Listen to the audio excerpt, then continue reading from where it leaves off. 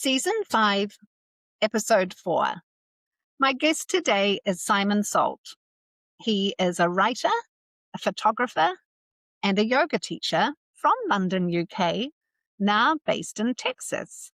Mhm. Simon, welcome to the Sage Sayers. Thank you. Thanks for having me on. I appreciate it. Well, I really appreciate it too. So we met on Substack, of all places. I know. And Isn't that very fun? early on for me. Yeah, very early on for me. I think when we met, I had been on for about 4 weeks. Wow.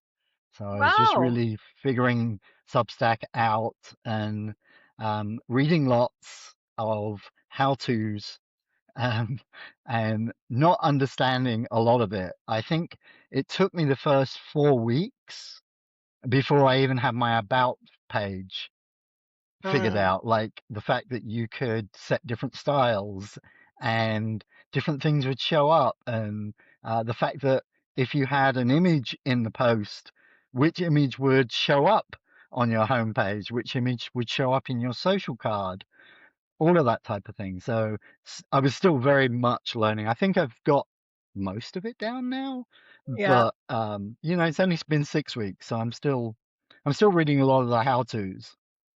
Wow. I loved that we connected there because I think our connection began with you commenting on one of my posts. Mm-hmm. Yeah. You were the first to comment, and then I responded. And then, of course, because you subscribed to me, I will instantly subscribe to you. And then, as I looked into your topic of your Substack, which is Mm. you're feeding into your fourth book, right? Right. I, Yes. I found the topic fascinating. So tell us what the topic is of your fourth book. So what I'm writing about is men supporting their female partners who are going through the menopause transition. There is very little in the way of education for women. It's getting better. It's a more talked about subject in female circles, but there is practically no information for men. And what there Yes. is tends to come from the female community, which is great, but that can be hard for men to understand because they don't have that lived experience. So there's always a gap between what they're reading, what they can understand, what they can put into practice. And so that's the gap I'm looking to fill. And other men are starting to join in. We're getting more male voices in the space, which is fantastic.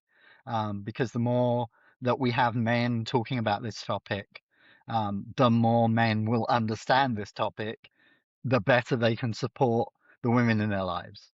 And that's important. That's really important to me because it's such a transitional phase and it happens in that very transitional midlife point for men and women, and there's a lot of stresses happening at the same time, and basically all this thing comes together and it builds this perfect storm in a relationship. Yes, it does. Yes, it And does. so if I can reduce that by just one person, if just one man gets it and is able to ride that storm better and to partner with his partner so that they navigate it together, then I think everything's worth it. Well, it's beautiful sentiment. And remind me the title, The Mindful Transition, It's the quiet transition. The Quiet Transition. So Hmm. I love so much about what you've shared, Simon. And I don't know if you ever see in the notes section of Substack, some of the established Substackers come up with, if someone didn't read your words, would you still write? I encourage you to, I'd love to see you share your why, that if even one man gets something from the quiet transition, then it's worth it to me because you're right. Writing's like that, right? If we, Hmm. I'm not writing for egotistical reasons. I mean, I have agenda for some of my writing. I would like to see them in guides, and I'd like to publish collections of my essays for the catharsis of seeing them in one place, Hmm. and that would feel fantastic. But I, like you, if just one person feels a little bit better or a little bit different about a topic that's gnawing at them or weighing them, then that feels very beneficial to me. When you talk about the quiet transition and its impact on men, I know as a woman in menopause that, and who's living with my husband, we're 20 years married today, by the way. And Congratulations. thank you so much. And the menopausal years have been so fascinating to me. And I often wondered what would it have been like if I was doing this solo, meaning as Mm. a happy single woman Mhm. and living alone without teenage sons and my husband and now a dachshund puppy. And I'll be honest, sometimes I think it would be easier. Mhm. Sometimes, just Mhm. depending on what I'm navigating, what my symptoms are. I know it's impacted Colby, my husband, and even my teenage sons at times Mhm. especially when insomnia was intense or just there's so many strange things that happen that no one talks about. Like, for instance, your hearing Mhm. will increase and your sense of smell may increase, which if a woman has been pregnant, she would know those symptoms from that time in her life. But to have that happen in menopause is bizarre. I had no Mhm. idea. And so suddenly these really full on symptoms that I'm experiencing, I'm sharing with my poor family because, for instance, a heightened sense of smell, I would get bothered and agitated if my teenage son, a footballer, who's since moved out for his studies at Harvard to play football over there, him cooking at 10 o'clock at night would really agitate me because I could smell it from the other side of the house and it would disrupt my sleep patterns. I have full empathy for how annoying that must have been for them. What say you? What are some of the symptoms or yeah, what is it like for the men? So I think men are fixers. They're Mm, solution finders. That's how we're wired. So we see a problem, we want to fix it. We need a solution to fix it. The problem is their partner isn't broken. So there's mm, nothing to fix. right, So they're lost. Most right. men are completely lost because they don't understand. And I think one of the key things they don't understand, certainly for me, when my wife entered perimenopause, was she didn't understand the changes because she hadn't been educated. And there wasn't, this was 10 years ago. There wasn't a lot of education around at the time. Doctors were like, oh, well, this is just aging, or you're Mm, stressed, or you're anxious. here You are know, some pills, darling. Take them. exactly, exactly. And so I didn't understand why she didn't understand. It's like Mm, it's your body. Why don't you right. understand why can't you tell me what I Yeah. need to do? To which And she replied, yeah, I mean, exactly. You need to figure this out. yeah. And that's why I'm writing because I said one man and in some ways I'm writing for myself 10 years ago Mm, because there wasn't that literature. I didn't know what I was doing.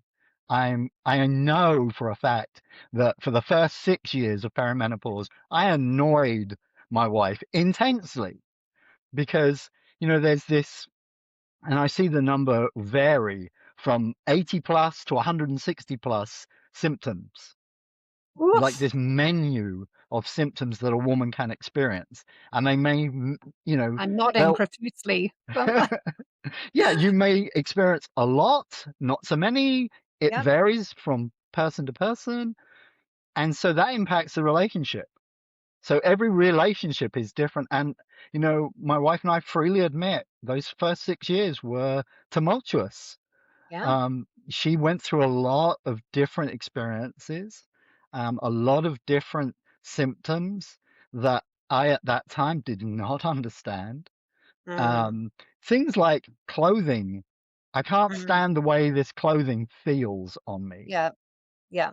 Okay, well then change it. No, it all feels that way. I Because just the don't want clothes on. because of the collagen levels decreasing in the woman's skin, we Right. become more sensitive to wool and rough substances, and it can last for the whole experience, or it could be a really peripheral symptom that Hmm. comes and goes in 3 months. Yep. Yeah, The same with things like ceiling fans.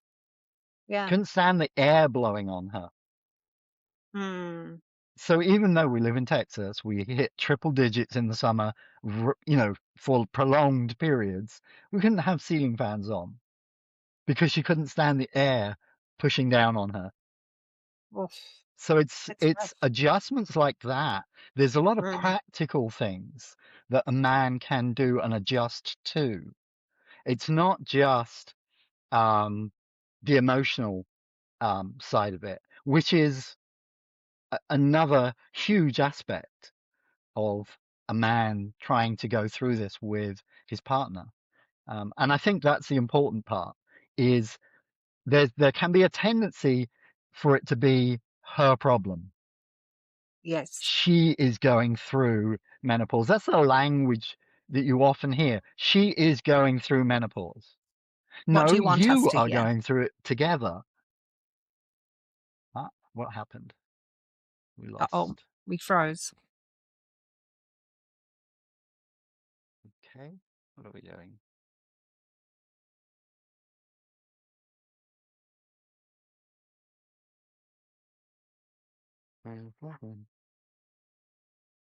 Ah, are we back? We're back now. That's okay. Oh, We're back. it, it Y suddenly said I didn't have a stable internet connection. That's okay. I think we're back now. Okay. You said we frequently hear she's in menopause. What do you want if the quiet transition succeeds and even reaching that one male, what Hmm. do you want to hear instead? We are going through it. We are It's an going through us. menopause. It's an us experience. Yeah. Yeah. And I think when people become a 100%. team, there's less scorekeeping. Mhm. There's Kind of less like you transaction. hear, yeah. Yeah. So you mentioned earlier before we hit record that you're doing a lot of interviews and you're talking to a lot of guys. What are Hmm. some new things that you've learned or confirmed through talking to other men who are living with their partner in menopause? So the conversations I've had so far have been very focused on the early stages, um, and Mm, often before that language, before menopause is even named. And I know what that's like because my wife didn't have that language at first. When she first started to experience these changes, when I first started to notice things, like her being awake at 3 a.m., she didn't know why she was awake at 3 a.m. I didn't know why she was awake at 3 a.m. We thought it was environmental. There must have been a noise outside the house that woke her up. We have 6 cats. So maybe it was a cat that disturbed her sleep. We didn't mm, understand those things because we didn't have a name for it. We didn't have a common language. And so there's this language gap. As she started to develop a language around the things she was experiencing, I didn't have the same language.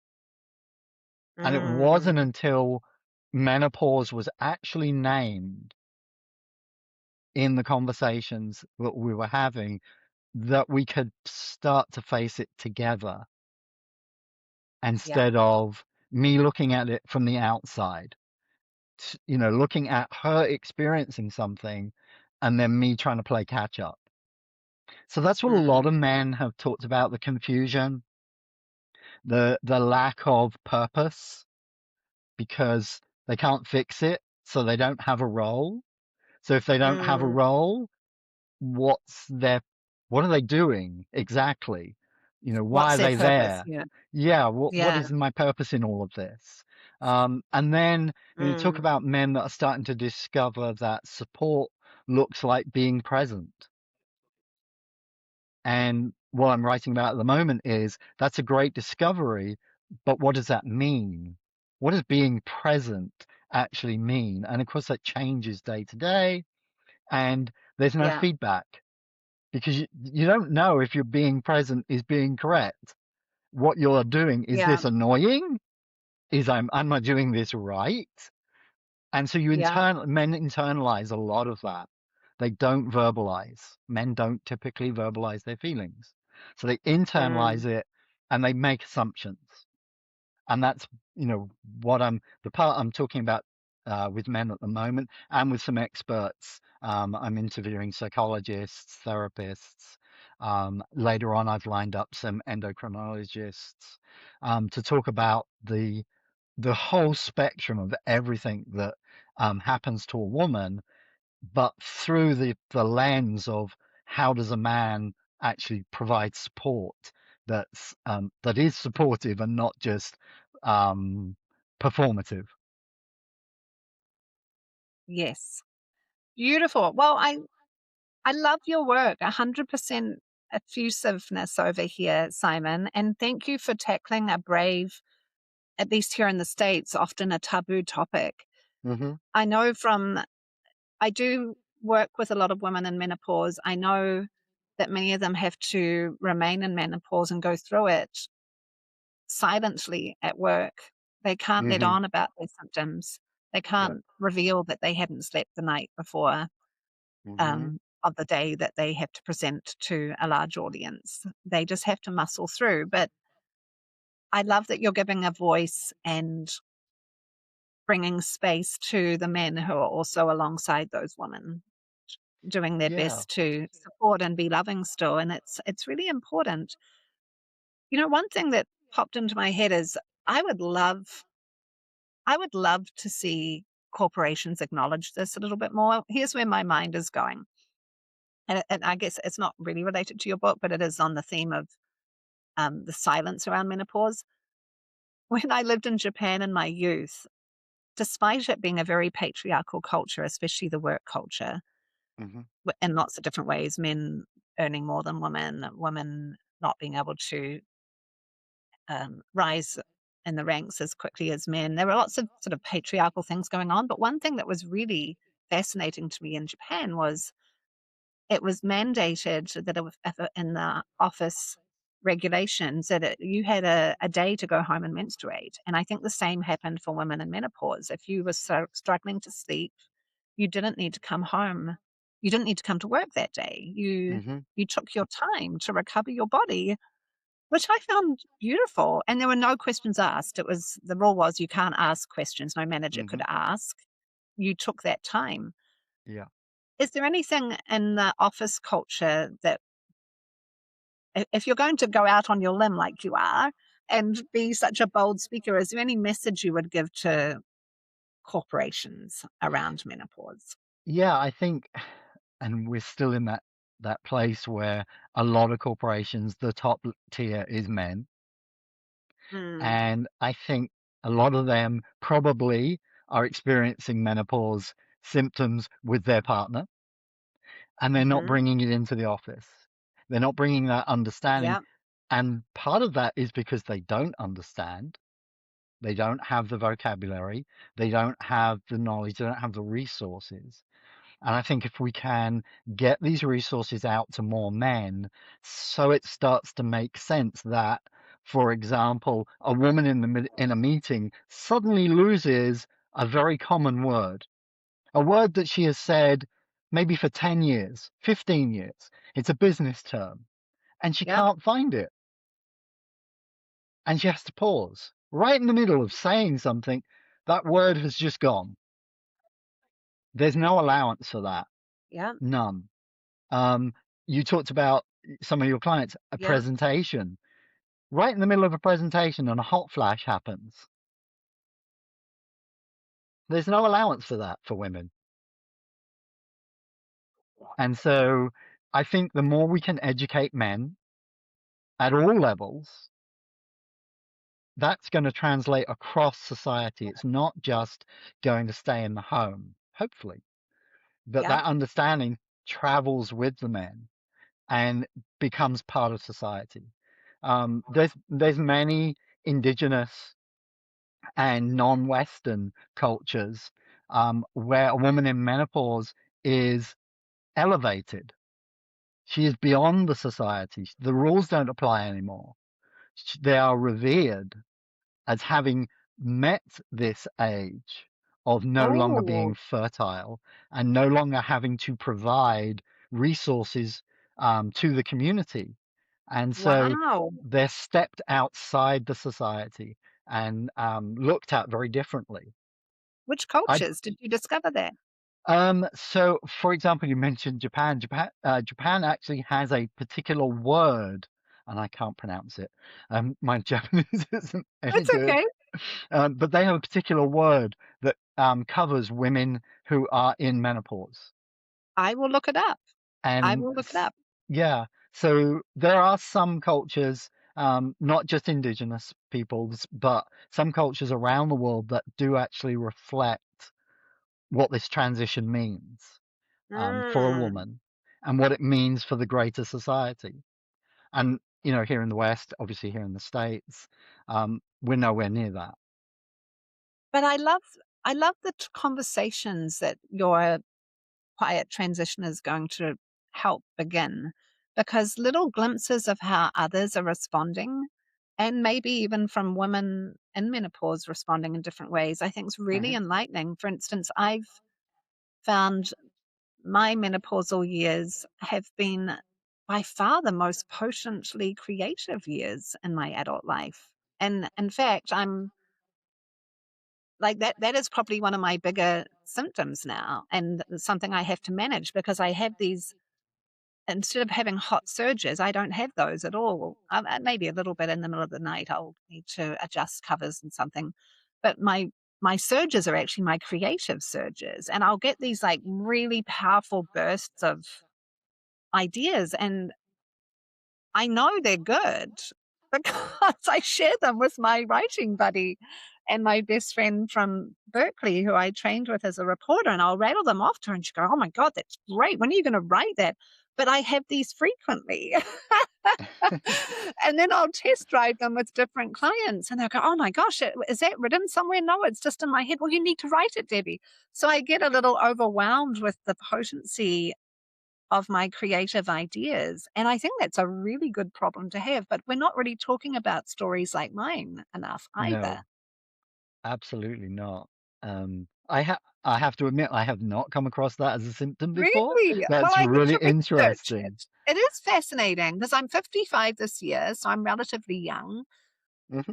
That for menopausal years, but I am absolutely noticing, and with that, I would say an increase in, I don't wanna say risk adversity, because my business has taken a little hit this year with the coaching industry being a little wobbly, so I do feel a little afraid, but every time I start to write, I'm able to write my way out of it. So Mm. I still have, risk. I still like to take risks. I still feel very entrepreneurial, Hmm. and I would say I've become more outgoing in menopause, which is really Interesting. interesting. Yeah, yeah. I think some of that is the without getting without being getting into medical terms, but some of that is the hormonal Mm, changes that affect the brain. yes, There's a lot of neuroscience that research that is going on. There's some really good work coming out of the UK and Scandinavia. There's less so in the States, but there is good work coming out now that looks at the transformation in things like the prefrontal cortex. It actually changes because of the hormone change. I'm not Um, surprised. and so that's where this concept of women no longer caring.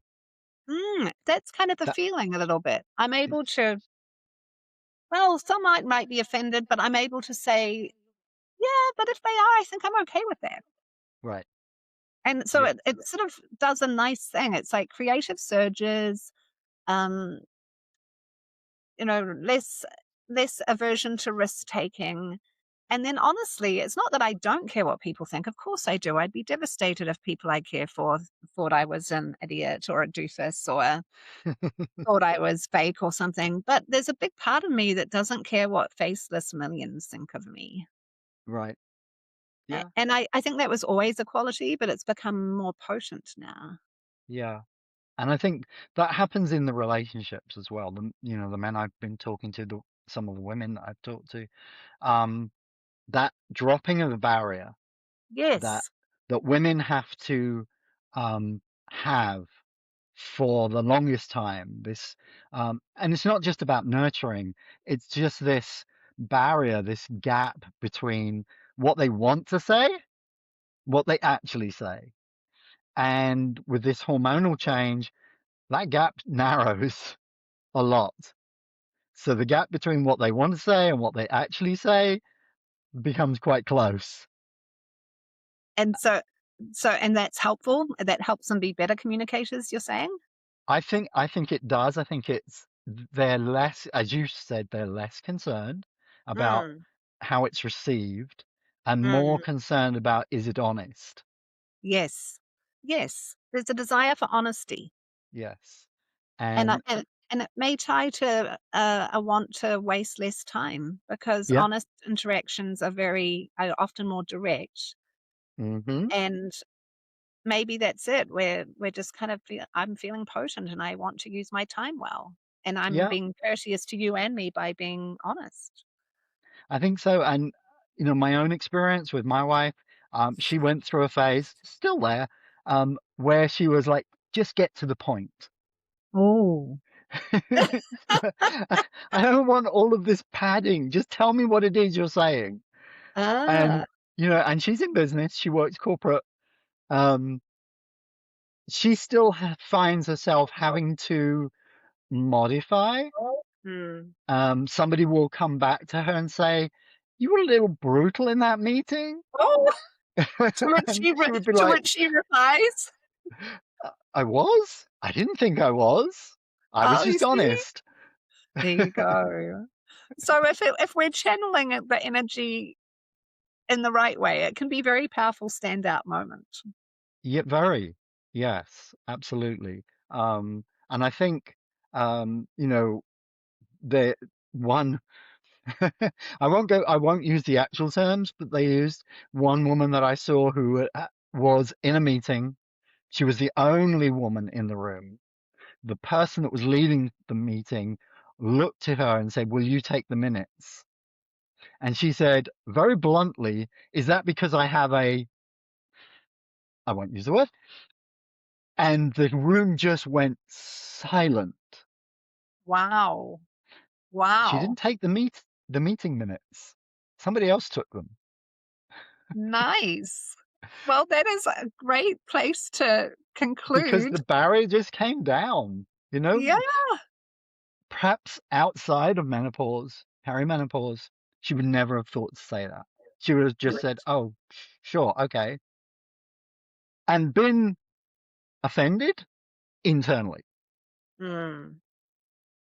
But now that barrier has been removed, now these hormones have changed. No more. No more putting up with that type of thing. I have a theory on why that is, and I'm not a psychologist and I don't understand brain chemistry, but I do know what it's like for me in those moments and what my Hmm. logic might be. I'm saying what I want to say without a filter, Yeah. which New Zealanders are quite famous for, actually. We're really good at being the same way with our mates as we would at work. Hmm. So it's partly that, but also I don't have the mental real estate. I don't want to give up vital mental real estate to holding on to what Hmm. I really want to say, which would waste my time and theirs. I'd rather have that time to write Yeah. or get on to the next thing or solve the problem together. Yeah. So it's Absolutely. almost like an Uber efficiency. Yeah. Absolutely. Yeah. Absolutely. And that barrier coming down, that barrier being removed, does have a lot of side effects. Um, Mm, and like I said, it impacts relationships. Men can be very surprised at the um, what can be perceived as a personality change in their mm, partners. Of course, it isn't a personality change, it's a hormonal change. Their personality hasn't changed. They're still them, they're just more them. yes, yes. They're, Oh, that's gorgeous. and that's really, it's, and that's, again, that's where that understanding comes in, where men can start to see this isn't a personality change. And the biggest thing, especially with the directness, is getting men to understand this isn't personal. Mm.